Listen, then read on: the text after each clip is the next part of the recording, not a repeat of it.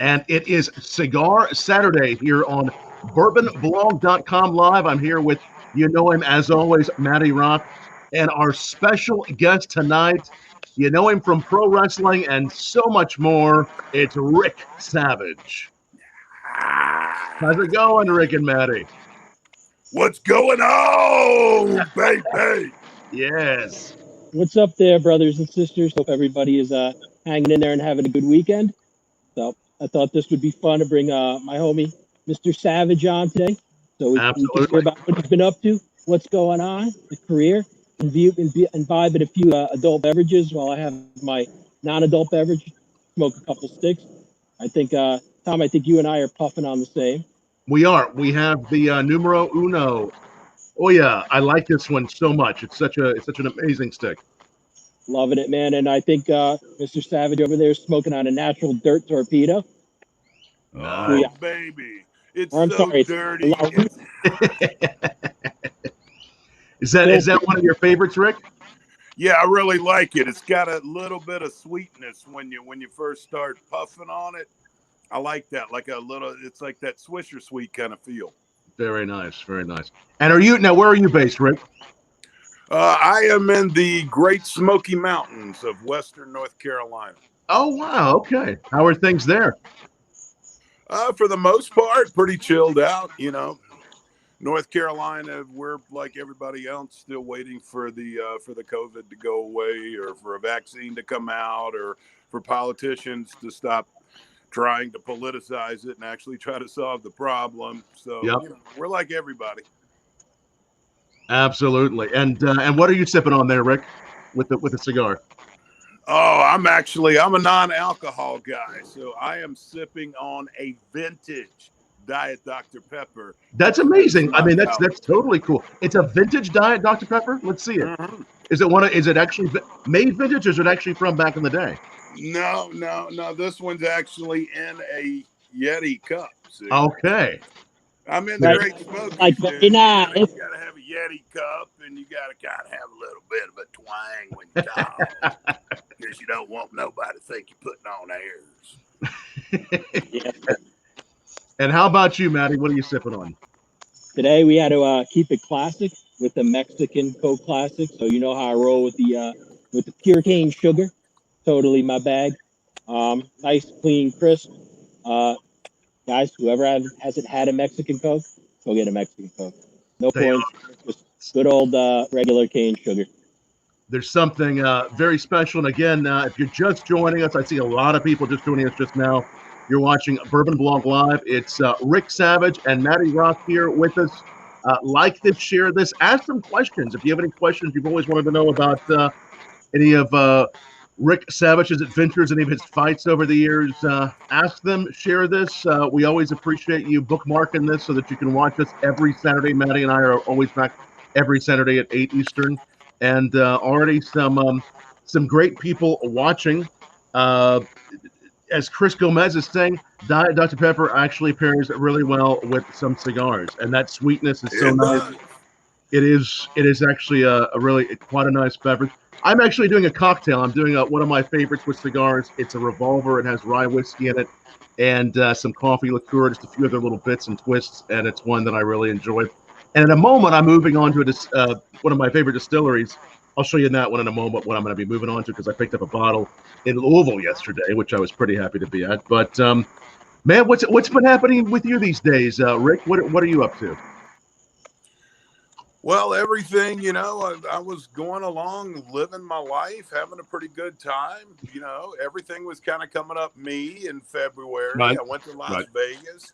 I came back, and the world ended. I mean, and I've kind of gotten back out on the road a little bit, and I've traveled some, but if you travel, it feels really, really weird out there right now. The hotels are weird. They've got their lobbies kind of roped off with caution tape, and their lobby bathrooms are closed. And, it's just you can't go in and eat in some places. In some states you can do this, in some states you can do that. So everywhere, if you travel state to state, you got to make sure better make sure you don't need to quarantine for 10 days, because if they see your license plate, bam, they're going to pull you over. So it's just, it's been hectic.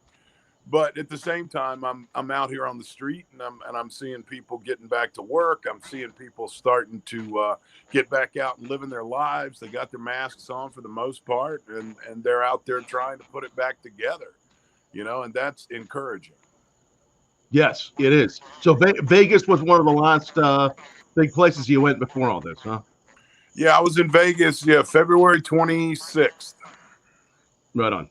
And then you came back, and then I came back, and like I said, it's kind of like everything is, in my life is BV or AV, before Vegas or after Vegas. This is actually a new era for you. That's how it be. It is. So I think it's a new era for all of us. Right. I mean, seriously, how many people out there watching this? How many of you guys are watching, like you turn on an episode of Everybody Loves Raymond or 2.5 Men, and it's like, oh gosh, look, back when the world made sense and everything was normal. And now you look around and go, everything's complete chaos. It's crazy. Yeah, no, I like the way you define it though, the BV or the AV. Last place I was actually just with Matty Rock right in March in New York and New Jersey before this all happened. So I guess I need to come up with maybe before the East Coast or after these. I need to come up with something just a little bit like that. No, man, I feel you. How have things been your way, Matty, since we last saw you last week? I can't complain. I dropped it. I'm back. I'm back. So last night was a fun night. So for the first time in about 4 months, saw a bunch of the boys that live over right by New York City on the other side, right kind of where you were, a little further down the road over in Weehawken, New Jersey. So my friend has a pad right on the river. So we listened to music, smoked cigars. I had my non-adult beverages. They had a few regular adult beverages, and man, it was just good to see and be around people, man. It was a nice night out. It was good to, super clear. So skyline looked great. I haven't really been to New York very much, obviously, even though I'm, 14 miles away, just because nothing to do, nothing to go in. Businesses are closed. So it was a little sweet piece of normalcy there. So knocked out a couple of sticks with the guys, listened to some music, and just, it's what we talked about before. Those little things you take for granted, you kind of use your dome a little bit more, and you don't take it for granted as much. So, enjoy people's company, man. It's a big friggin' deal. Absolutely, Rick. What did you have planned out for your year before all this? And what are you looking forward to? Let's hope it's not too many months longer. But what do you have planned out? I'm looking at a lot of things. I got a lot of things. There was a lot of stuff up in the air, and then timing was not great. So a lot of things that were up in the air came back down, or they're still somewhere up in the air. And I'm kind of standing here like, all right, and sooner or later it's got to land, So I've just got a few projects I'm looking at, but some of it I can't say anything about because I got partners involved. So, I'm not allowed to mention anything yet, but got a lot of stuff coming out. It just need, the governor of North Carolina to please cooperate just a little bit. I hadn't been able to get in the gym in North Carolina since March. No gym. So you haven't been able to go to the gym. So is it more? There has not been a gym open for one day in North Carolina since. Wow. So is it more strict there with gyms than other states then? I know I can go to Florida and I can go work out. Right. New Jersey can't do shit in New Jersey. I will tell you though, every day I lift 250 every day, and that's my ass out of bed every morning. So that's my weightlifting every morning. Is pumping that, and it's not fast either, man. So, yeah. The age is catching up. What do you recommend for an alternative workout when you can't hit the gym? What's Rick been doing? I sleep a lot. Eat a lot of sausage and hamburger. That's an alternative workout? A couple of weeks. That's good. I walk up the hill to my barn. That's good. Okay. Yeah, feed the dog. I mean, no, seriously. There's a lot of things you can do if you're willing to, get on the internet and figure. It depends on how much you know about training, but you can get on the internet and you can find, workouts you can do at home. If Right. you've got, you know, those old weights you used to have when you were a kid still laying around, you can still get those out and use them. You know, it depends on how creative cardio you can do anywhere. You know, you can run up and down steps, or, you know, you can do that at your house. But when it comes to the weightlifting, yeah, that's been, you know, I do a little bit of a rinky dink workout, but, you know, my arms are, I've already, all those years I was building everything up. Now I'm just watching it melt away. You know, it's frustrating. Well, I know there's a lot of us that are watching that want to keep on believing that maybe like this is a workout, you know, with a cigar or the glass. I mean, it kind of is. There is some motion there, right? Yes. Yes. Yeah. It's a little bit of a Absolutely. That's why I'm an advocate. Absolutely. yeah. Even nodding the head. Yeah. All right. Question for Ric Savage from Chris Gomez. Rick, what is the funniest encounter you've had with a wrestling fan? Oh gosh, man, Lord. The funniest, it depends on how you want to look at it. I was wrestling in a little town in Tennessee, and you know, back if you're not on mainstream TV, then you're wrestling at a lot of high school gyms and National Guard armories on the independent circuit, and that's anybody. You know, that Right. guy that you just saw in WWE a month ago, if he lost his contract, he might be wrestling at your local high school gym a month later. Guy's got to eat. So I was working a show in Tennessee. It was a National Guard armory, and I was the bad guy. So, and I'm wrestling the hometown hero. It's the main event, and I'm putting him over, which means he's going to win. And I got into it with one of the fans. It was a girl, and I made a little bit of fun of some of her more less attractive attributes, shall you say, which she took extreme offense to. And apparently so did her brother and her husband and her father and her father-in-law and her cousin and her uncle. You get where I'm going? Yeah. It was like 3/4 of the audience was this woman's family.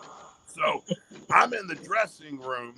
I don't know what's going on. I'm putting my bag in, and all of a sudden the promoter breaks into the dressing room real quick. He's like, Rick, I got to call the cops, man. They got your car surrounded. Oh no. Well, yeah, you see, in my infinite wisdom, and you know, in my mid-20s, I had the name Savage on my license plate. I had one of those custom tags.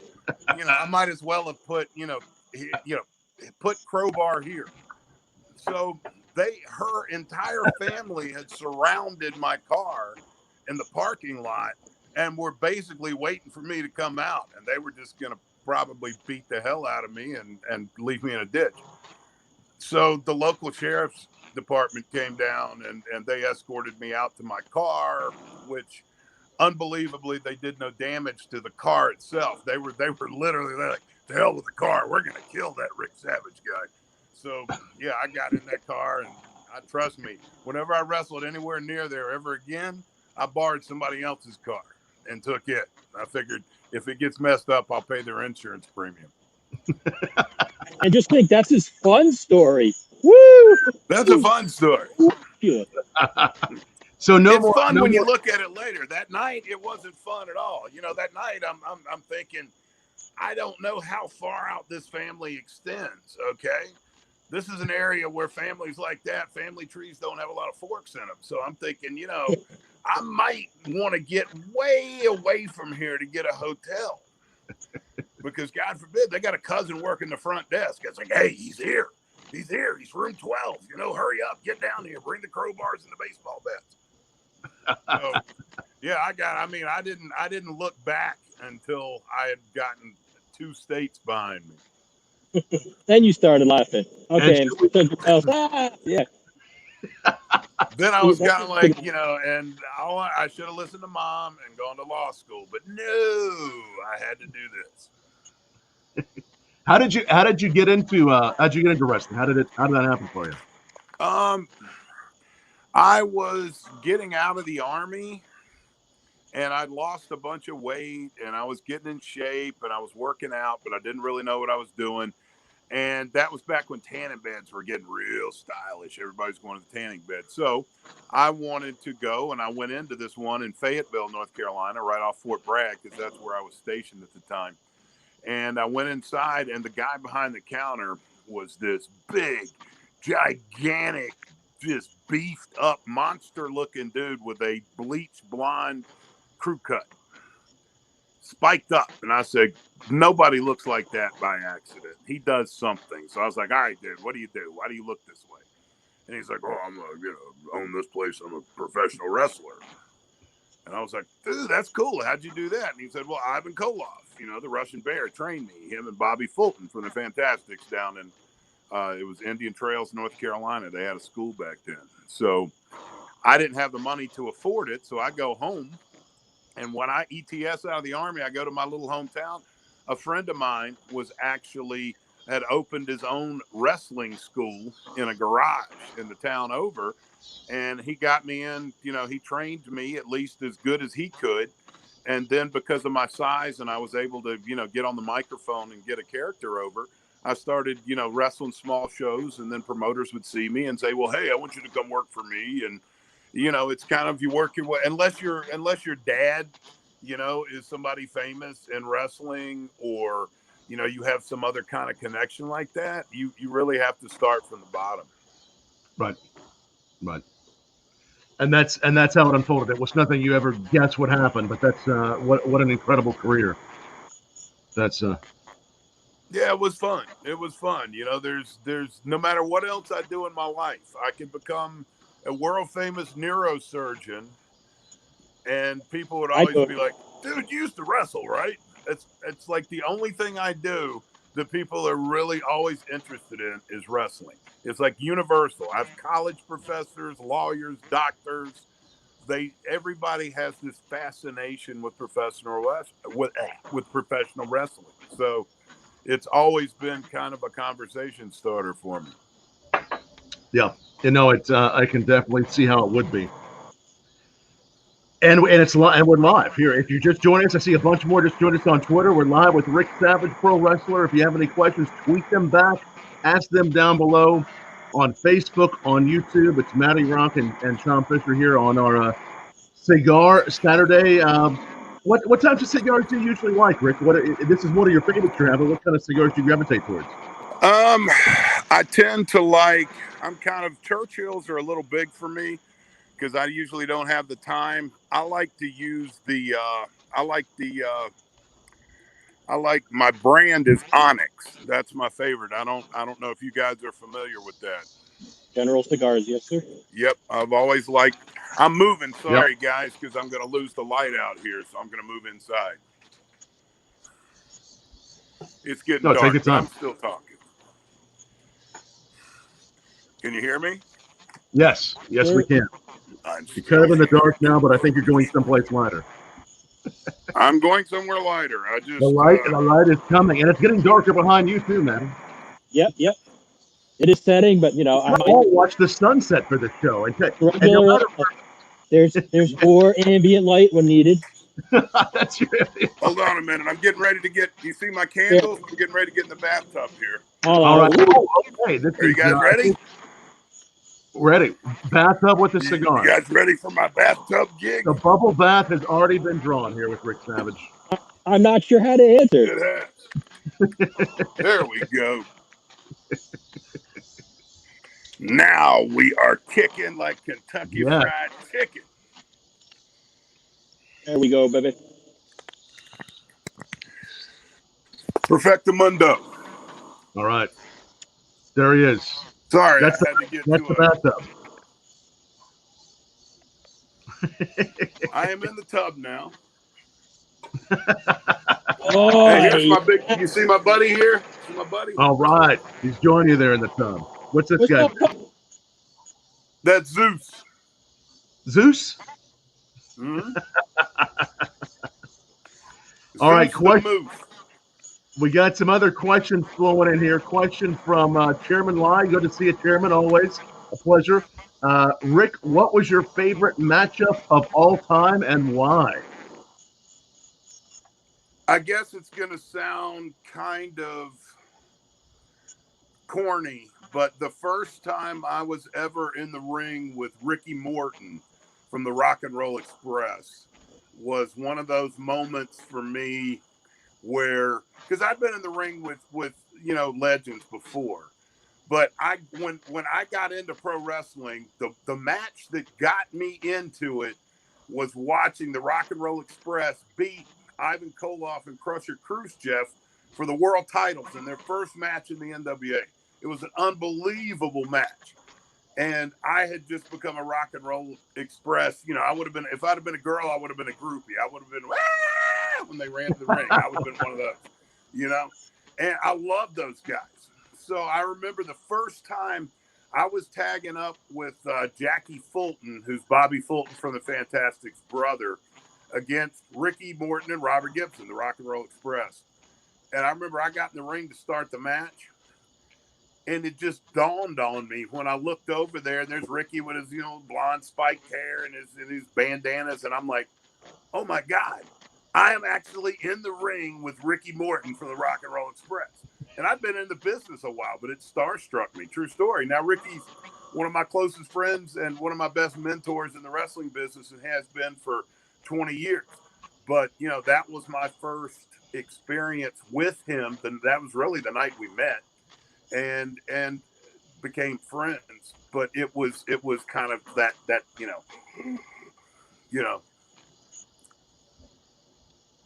Yeah, just that, and that doesn't happen very often as far as the starstruck as you were wrestling, but this was just a particular occasion where it happened. I've always, there's an old saying that we all have in the wrestling world. It's like, look, unless you can eat an apple and an orange and poop a fruit salad, you're not going to impress me too easily. I just want to know how to poop a fruit salad now, so you and I are going to have a talk. We should be learning that over the pandemic. That would be, imagine how impressive it would be if you could poop a fruit salad. That would be, you would be on national news. You would be viral. You would have a new conversation starter that they wouldn't ask you about wrestling in. I'm pretty sure that would happen. This could become news for COVID. I could see this on the front page COVID page too. Man poops fruit salad. I'm tuning in, 100%. Absolutely. Who wouldn't tune in? I'm vested, 100%, zero doubt. You get Anderson Cooper to narrate it, with that real serious Anderson Cooper voice. Now that you said that, now I have to go Morgan Freeman. Today we find out how you poop a fruit. If you have any magicians or David Copperfield's watching or anyone, they may take notes here and they may end up doing this in 2021. It can happen. It would be a S show. You owe him 10%. You owe him 10%. That's a Vegas show, man. Come to Vegas for the poop show. I love it. Come for the casinos, leave after learning how to shit a fruit salad. Yep. I didn't know I could actually say it. Okay, now that wasn't fair. Oh yeah. There's no censorship here. One of your buddies was on 3 weeks ago. There was no censorship. Who was on? We had the Nasty Boys. Oh, you had Rock and Rolly Ted Poley? That's right. You got it. No, we my little buddy, man. No, not Ted. We got to get Ted on here from Mr. Danger. Got some good pictures of that too. No, we had. Say you had on Nasty Boys, WWE Hall of Famers, baby. Oh, you had the Nasties on. Yeah. And let's just say, dude, those guys were great. Brian and Jerry. Oh, yep. So, and Sags is like you. Sags likes the cigars, man. So we're shooting the shit. Maybe that's what we need to do. I got to have you on with the Nasties. See if we can break every sense of the United States. I've never met those guys. Got tremendous amount of respect for them. They were always, truthfully, when I was coming up, they were big time heels, and I used to look at Brian Knobbs as kind of a role model for kind of how to get a heel character over. I mean, the Nasty Boys, I absolutely love their gimmick. I think they're probably one of the most underappreciated tag teams in wrestling history was the Nasty Boys. Because think about it. When do you ever hear about, the Nasty Boys anymore? When do you ever get do they get their credit? I mean, everybody talks about the Road Warriors, and you had the Rock and Roll Express, and they were great. But the Nasty Boys are right up in that top 5. Man, absolutely. And Stags likes his wines and spirits. He's a cigar dude, and much like I've known him, Jesus, 15, 20 years. I've known you 10, 12 years already. So, goddamn, we're getting old, brother. I know, and I just turned 30, so it's you've known me since I was a child. Yeah. Watching it, he was a bad whippersnapper, that little fella. Yes, sir. Now, is there a reason why the wrestlers? Because we've met so many wrestlers that enjoy cigars. Is there a reason why the wrestlers enjoy the cigars so much? You think? I don't know. I think it's maybe because you can smoke them and you don't necessarily inhale, so it doesn't cut down on your cardiovascular as bad. And it's a chill thing, like Rikishi. We'll see. We get Rikishi on one day. So I introduced Rikishi to cigars. Probably longer than that, probably 15 years ago. And it's chill, quiet moment, introspective. I'll sit down with your boys, have a smoke. You're not messing yourself up. You haven't heard of the story. Hey, you're the guy who smoked the cigar, and then beat the shit out of this guy and that guy. I mean, it's already enough stress. And that was a joke Rick and I talked about. I'm like, I could never do what these guys do. I mean, being on the road sometimes 320 days a year, like I'd have 3 or 4 fights in a year, and I needed that space just to heal. These dudes have no time to heal. Everyone's like, Matty, but it's fake. I'm like, come here. People have tried to train you before. You're going to go up just once. Do me this favor. Go to the top rope and just do a moonsault or fall. Well, I'm like, no, do it once. And I told Rick, I tried to do a moonsault because I could flip from the second rope. Hey, you know what happened? I bounced like a friggin' basketball and made sure nobody touched me for 20 minutes. And they're like, hey, you want to try again? I'm like, I'm out. I'm like, kick me in the face, punch me in the ribs, go break my nose. I cannot do this day in and day out for the punishment these dudes put on their body for 320 days a year. I'm like, no, I'll stick with Muay Thai and I'll train dudes because I can't fathom how they do it. That's why I say I have, Quan and mad respect for these guys. Being able to have careers and be on the road and do that, I'm like, nah, man, there's 0% I could handle it. I was like, I got the mouthpiece part. After like the first week, I'd be in a corner crying, I just want to go home. Man, it's a shit. And I can't feel my fingers. And you're talking about a guy with, cracked hands and cracked fingers and everything else. Like, not me. Can't do it. I'm a puss. Nope. Yeah, when I was in ECW, I was there back during the Attitude Era, back when ECW was actually ECW, and I was coming up from the South, and we wrestled the completely, light, and you're not trying to really put much behind these punches and all that. When I went to ECW, it was culture shock because up there it was, how many times can you take getting hit in the head with a chair? I'm watching guys getting, body slammed off the top of a tractor trailer through tables. So you got 20 feet, then 3 tables. And then they're doing tables with thumbtacks. And then they're setting the tables on fire. And then they're beating each other with baseball bats wrapped with barbed wire, And I'm hanging out because I went up with Kid Cash. We went up together for the first time. And we had no money. We show up in Philly, and Robbie Van Dam let us sleep in his room on the floor because we didn't have enough money to get a room.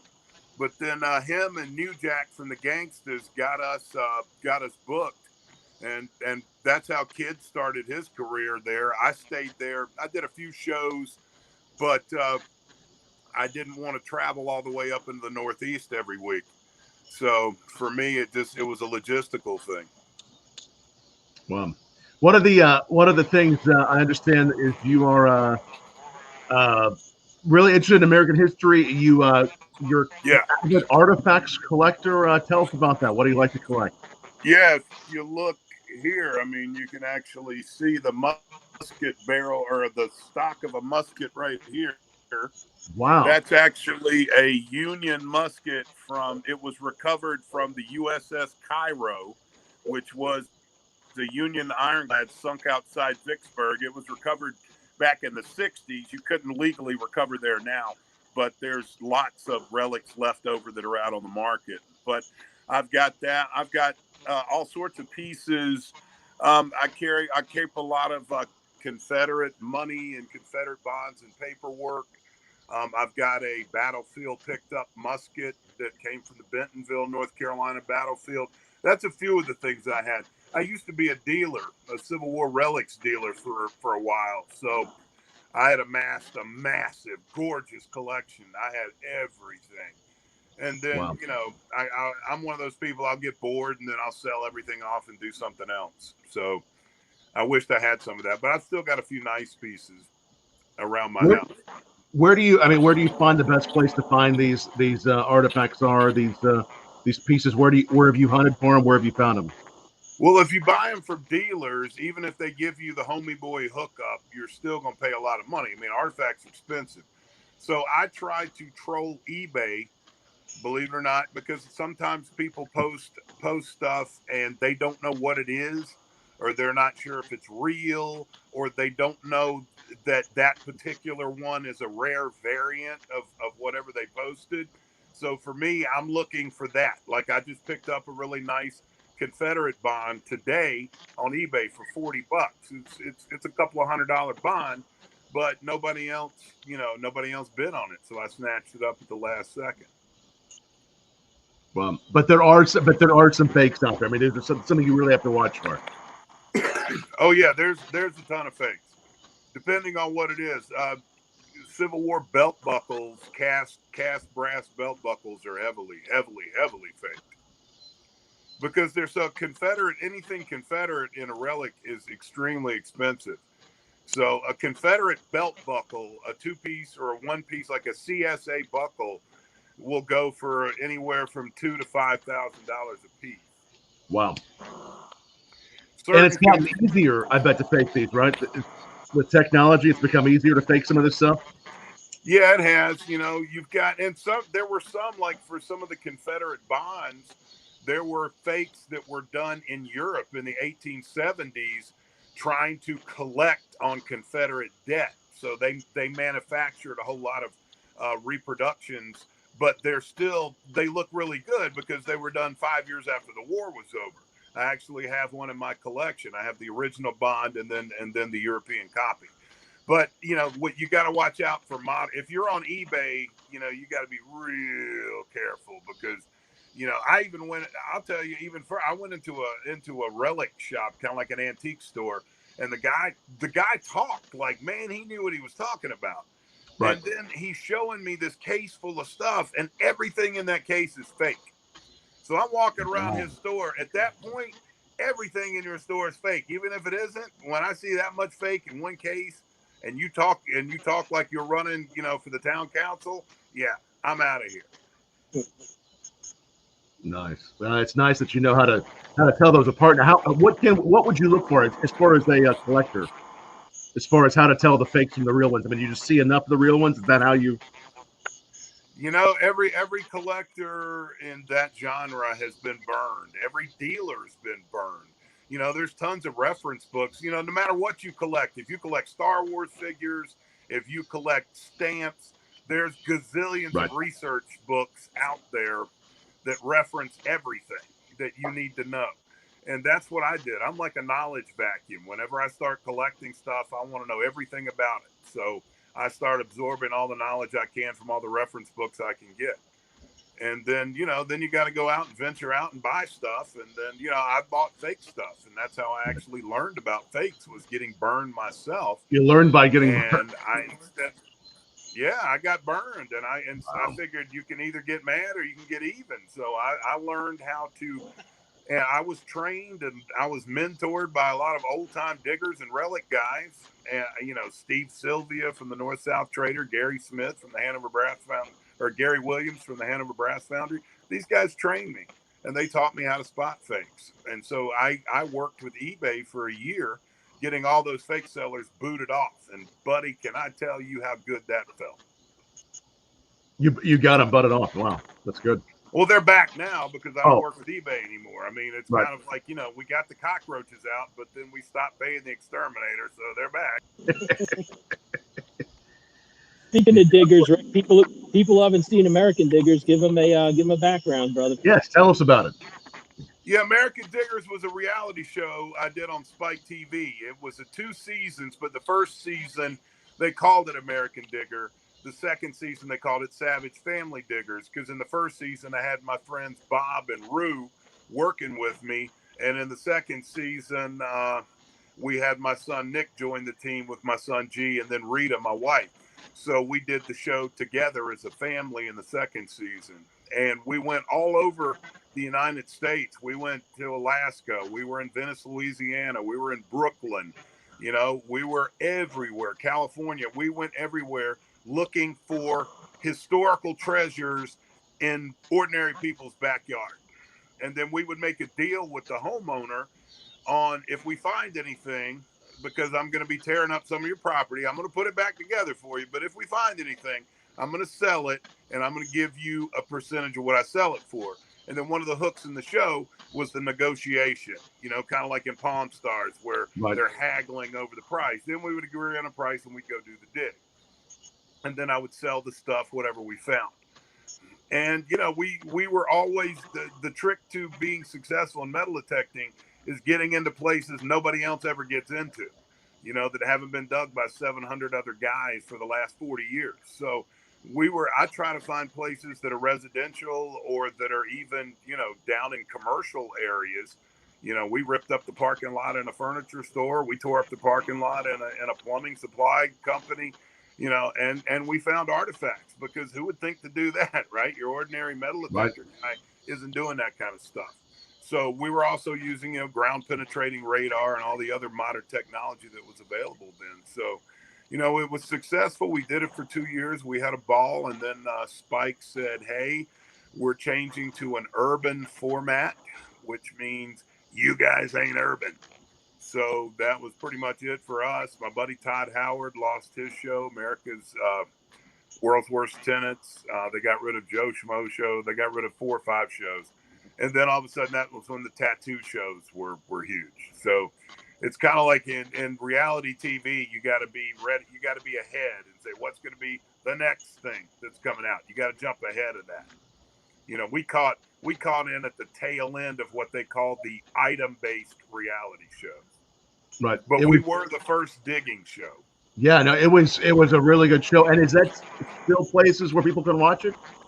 You can get it on Amazon Prime. You can get it on, I'm pretty sure, on Paramount Network's website. I mean, it was on Spike.com. But I know for a fact both seasons are on Amazon Prime right now. Right. Excellent. And again, for those of you just joining us, I see some more questions coming in, and we're going to get to those. It's bourbonblog.com live here with our Cigar Saturday. You're watching. Make sure you bookmark that and watch us every Saturday night.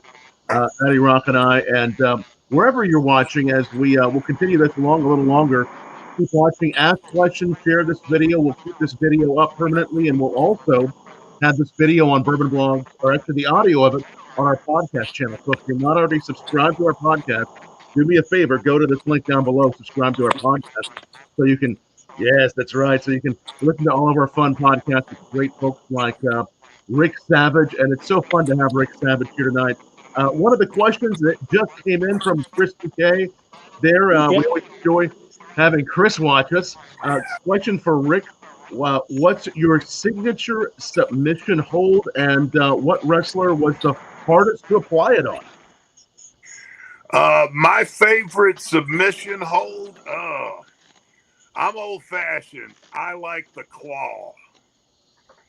I grew up watching Baron von Raschke and watching the legendary out of Texas, the Von Erich with the claw. So that was my favorite submission move. Nothing was cooler than catching them off the ropes in the claw. But then my favorite finishing move as a singles wrestler, because I was a big guy, I used the choke slam. And I was one of the first guys out there doing the choke slam. But, you know, I won't get credit for that because I wasn't a huge name on WWE, but I really was. I was in that. Have you put any of those moves on Matty, or have you? I I put some moves on Matty, but then he said he wasn't like that. So They're a little bit different in nature. I felt really bad. You know, I had to put my pants back on. And that's not the claw. What about it was really bad. Yeah, I'm saying he's going. I'm going to want to show you the pythons and something else. I was like, different python. No. Whoa. Oh, and to finish for that question, they wanted to know who was the hardest person to put a move on kind of in wrestling. Oh, yeah. You know, realistically, I don't know. Everybody's pretty easy. That's part of the gig. But if you want to know who the absolute toughest, most badass son of a bitch in the history of pro wrestling was, look up Chief Wahoo McDaniels. That was the toughest human being I ever met. He was my first mentor in the business. He's a legend. He's in the Hall of Fame. He was in the NFL. And even Dick Butkus said the hardest hit he ever took in his football life was from Wahoo McDaniels. Wow. He was a tough old man. This was some tough hits. Oh yeah. I mean, he was Chief. He was tough. You know, a lot of wrestlers are really badasses in the ring, but outside of the ring, they can't fight for shit, right? Not the case here. Not the case. Wahoo was legendary in Charlotte. Him and Ric Flair used to clean out bars in Charlotte, and Wahoo would he was brutal, man. He was. Oh, dude, it's like Haku, right, bro? Especially you got a few beers in it. Yeah, I had to drive Wahoo around, and you know he liked those Bud Tallboy cans. Very nice. Okay, somebody. Okay, Mark's asking Matty, is that a lighter or a blowtorch? Which are you using? What torch are you using there? Marky, what's up there, brother? So we got one of the Bugattis out today, man. And since we're talking lighters, you got anybody who's out there is looking for a real tough, gnarly looking lighter. This one's got the curved head. I don't know if you can see it with the light in the midnight blue. Go check out Bugatti.com. You can go follow Rick Ardito either on Facebook, Twitter, and Instagram, and he will hook you up with one of these bad boys. Got quite a bit of heft to it, Marky. When I see you at the bench, Marky, I'll let you play with my lighter, Giggity.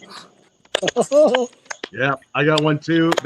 Mark, and everyone watching, they really changed the whole experience of a cigar, and I really like the Bugattis as well. They're really incredible. Somebody asking me what I'm sipping. So I had a cocktail that Annabelle, my wife, made for me, so I was appreciate her making a cocktail. I had a revolver to begin with, and now I'm having a single barrel from Peerless Distilling Company of Louisville.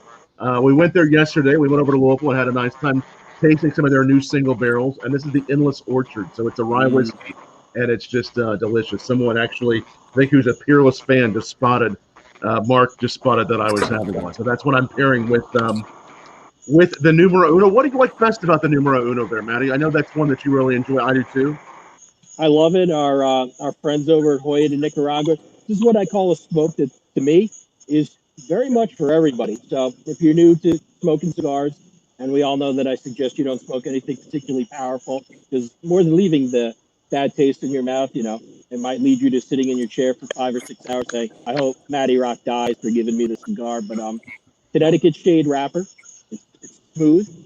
It's mild. However, there's enough different hints, natural hints of spice to it. They keep it very interesting for an old dog like me that's been smoking, you know, going on 30 years. To make it an interesting smoke, as you can tell by the ash, burns beautifully.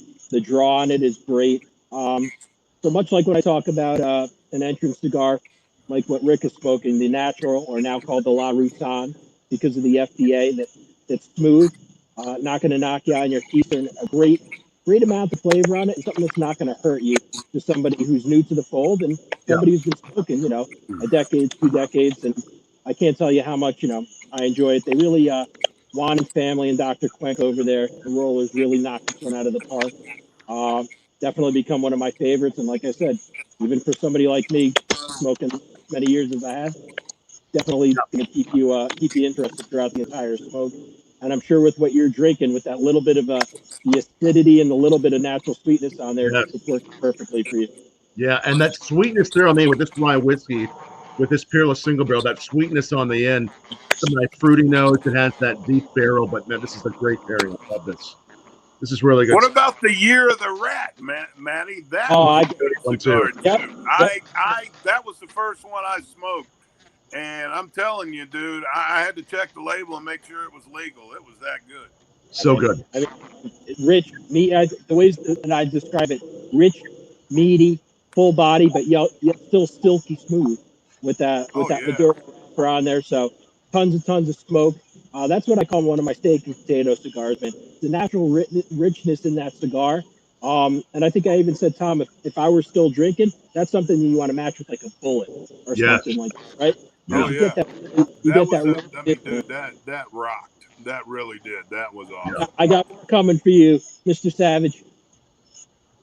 And speaking of that, very shortly, Tom, you're going to have your Cuba Artes. I think nice. I love those Cuba Artes. They're so good.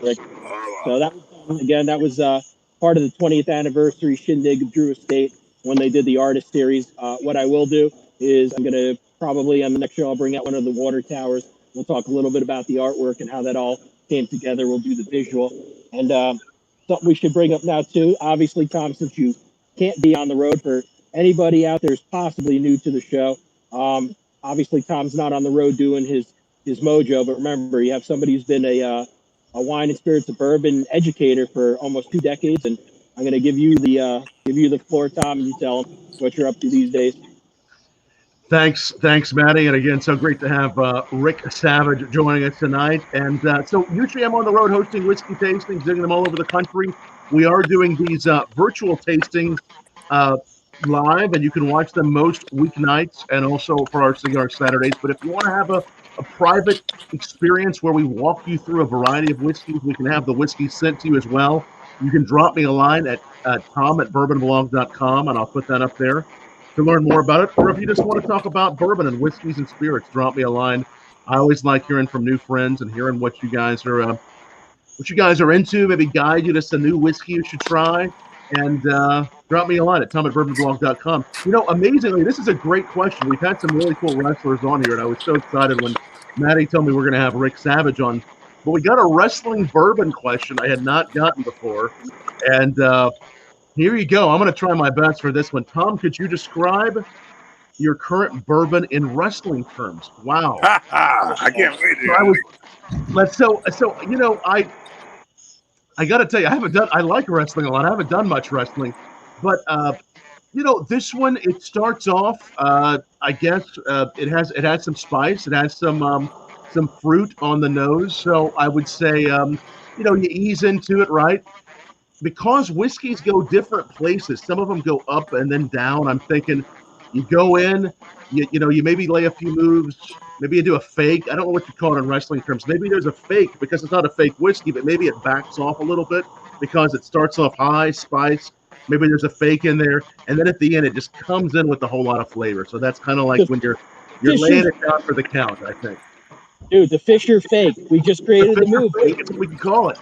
Oh, wait. Wrestling whiskey move. In wrestling terms, you kicked him in the stomach, or you raked him in the eyes. You kicked him in the stomach, and then you dropped him for the DDT. That's right. And this whiskey is 112 proof. So this is what is that? 56.4 or so percent alcohol. And it doesn't actually come across. I mean, it drinks lower. That's the beautiful thing about Peerless. It drinks lower. So maybe if I came into the ring, you're not knowing what kind of proof I have because I got the bow tie on, but I come in with a whole lot of power. That's probably it. That's right, ladies and gentlemen, guys and gals. It's Tom Fischer. So you just got your endorsement, man. Thank you very much. You got your endorsement. I may try the wrestling out. It could happen. Thank you, Rick, Matty. And thanks. That was a good question. Let's get ready to pour. Speaking of being on the ropes, and Rick is waiting for this to end too. Rick, let people know the best way they could reach you for when COVID is over. If there's a project that somebody out there is going to pitch, because we know it's a pretty big audience, a versatile audience out there. So let them know the best way. Well, if you want to reach me directly, the email is savageanswers, all one word, @hotmail.com. Okay, I'm going to put that up there. Savage Answers, all together, at hotmail.com. That's my email. Or you can get a hold of me, obviously, on Facebook. I'm Heavy Metal Ric Savage. I'm verified. I've got one of those very important blue check marks. But on Twitter, I'm not, oddly. There it is. But I'm official Ric Savage on Instagram. So I'm out there, you know. Savage Answers at hotmail.com, because Savage answers, right? Yep. Just please don't send like naked pictures or any of that kind of stuff, please. You saw the link, right? Ric Savage, especially Matty. I'm saying that kind of for Matty, but I'm trying to make it sound general. Hey, we got to find ways to keep ourselves amused during COVID. Don't judge us. Let us be who we are, man. Official Ric Savage. Look for him on social, and then Savage Answers at hotmail.com. And should we? I don't know. I think someone also asked maybe we should have Rick describe. No, we can't do that. If we had to describe wrestling in whiskey or beverage terms, I don't know. Is there a fluid move you have that's kind of whiskey or beverage like? Yeah, when I was wrestling for the NWA in a tag team called the Hard Riders, we were a biker, and our tag team, our finishing move was the corkscrew pile driver. So that's close, right? Corkscrew, huh? I like it. There's all kind of crossovers here. Well played. Absolutely, man. I got an answer for everything. I think I liked your idea before. We got to go see if we get Mr. Ted Poley and you on a show. Oh, man, I love Ted. The last time I was on stage with Ted, I kept almost stepping on him, man. He kept getting under my feet. That's a great story. Tell him where to find your song that you did. Remember we did that a couple of years ago? Yeah, Born to Be Wild. That's right. Oh, I did nice. a song. Oh, that was, if somebody could say, what is the most fun project you've ever done in your life? I would say doing the Born to Be Wild. I did the song. I had the legendary Carmine Apiece on drums. Carmine from Rod Stewart and Ozzy Osbourne and Blue Murder and Vanilla Fudge. I had Steve Brown from Trickster and Def Leppard doing rhythm guitar. I had Mike Orlando from Adrenaline Mob doing the lead, which was off the charts. Ted Poley was doing background vocals with me. And then I had Greg Smith, the bass player for Ted Nugent, used to be with Alice Cooper and Billy Joel. He's with Ted Nugent now. And we did Born to Be Wild Metallica style. So you can download it anywhere you download music. Just look up Ric Savage, Rick with no K, R-I-C, Savage. The video is on YouTube. Matty was there the day we filmed it. Yes, I was wearing eyeliner. No, I don't ever wear it after that. But I've been at wrestling, and I've worn a lot of stuff on my face, but I never had to wear eyeliner until I did the music thing. So I was there. Some of these tough rock and roll guys, it's like, you can only be so tough with freaking eyeliner on. I'm sorry. He liked it a little bit. Come on now. But we did that, so yeah, the video's out there. It's. I'd love for everybody to go out there and download it. You know, it was a lot of fun, man. And, I'm kind of hungry, so I could use the money. You know, to download the song. I had to eat in a week. You know, look at me, I'm wasting away. You just got to Google it. You'll find it. Do it hard. You think we may be seeing another one of those coming from you? Is that possible?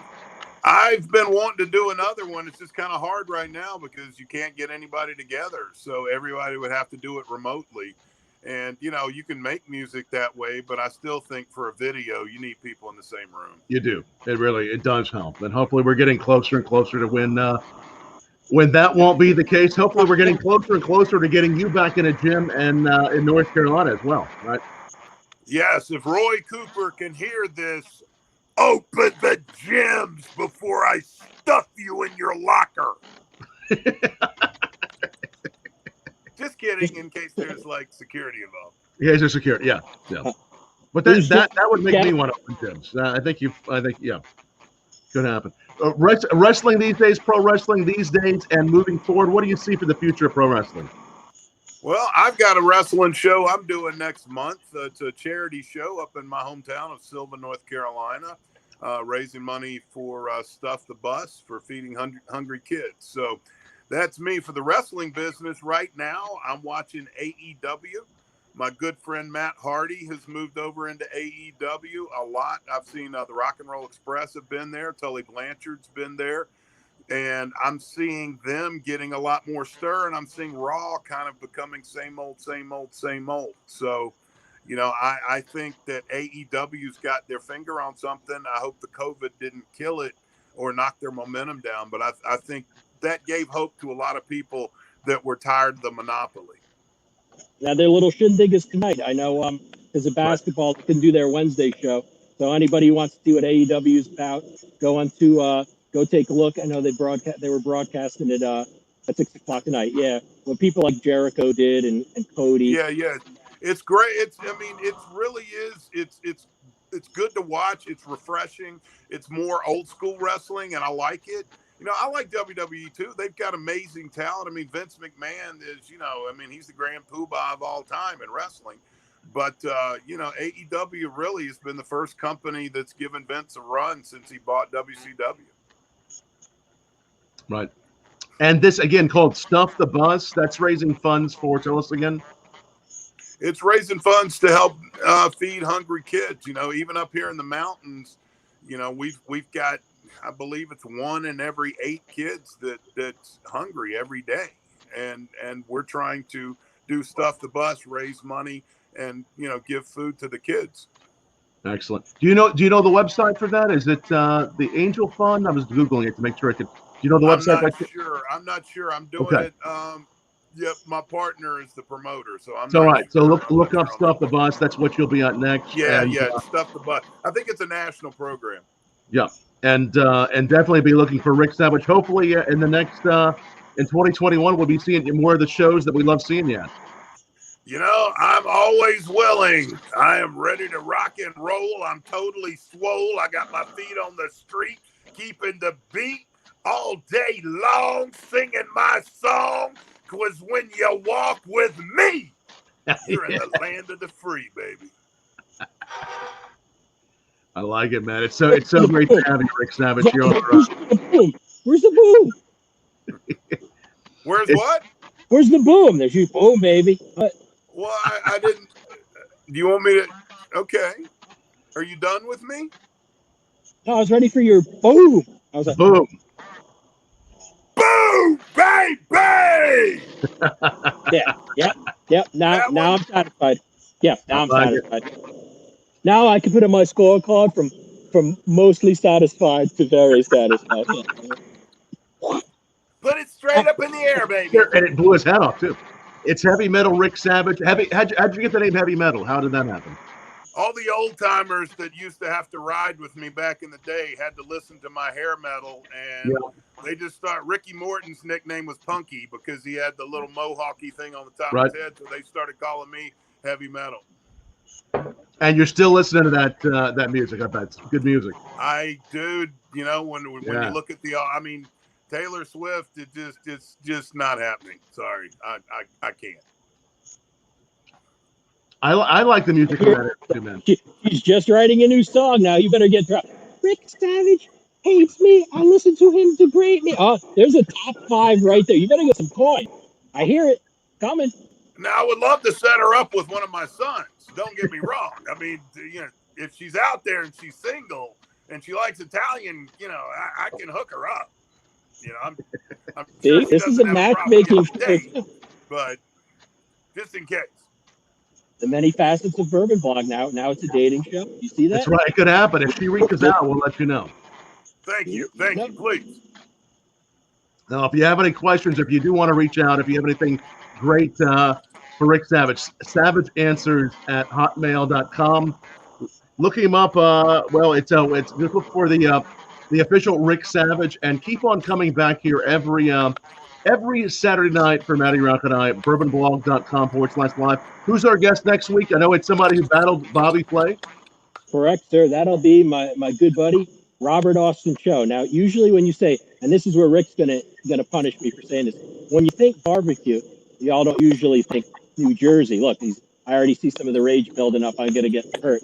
However, he is highly known as one of the best barbecue cats on the planet, and Bobby Flay only nipped him A little bitty bit. Yeah, look, Rick's like, it's great, world-renowned chef.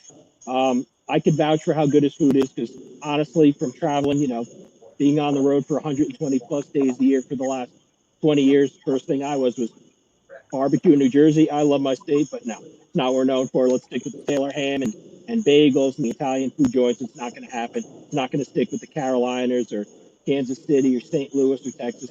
It's not going to happen. And our mutual friend who's passed, as we know, the Cuban Carl Ruiz.